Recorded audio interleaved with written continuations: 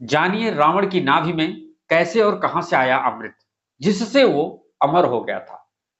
रावण अमर था, उसे कोई नहीं मार सकता था। वजह थी कि उसकी नाभि में अमृत था।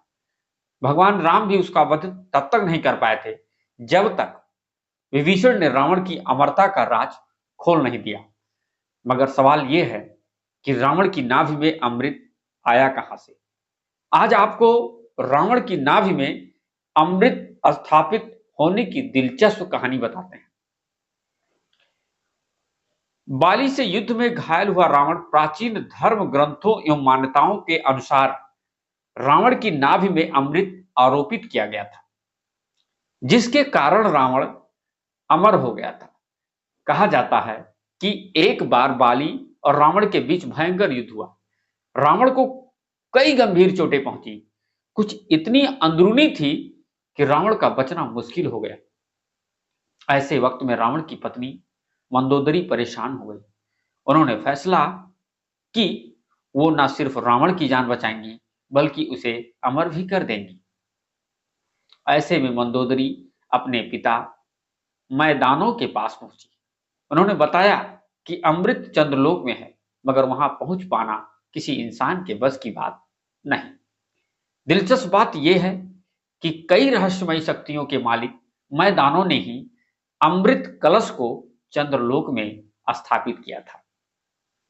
मैदानों ने मंदोदरी को ऐसी शक्ति दी जिससे वो चंद्रलोक पहुंच गई, मगर वहां जाकर भी अमृत कलश को ला पाना मुश्किल था।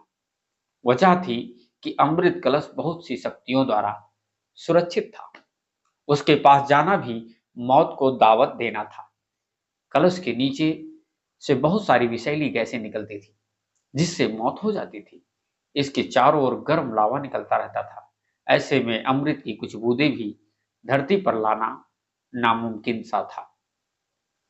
मंदोदरी के हाथ लगा अमृत अमृत कलश सुरक्षित था, सिवाय एक दिन को छोड़कर। दरअसल चंद्रलोक का एक नियम है कि चंद्रदेव साल में एक बार शरद पूर्णिमा के दिन इस अमृत कलश को वहां से निकालते हैं।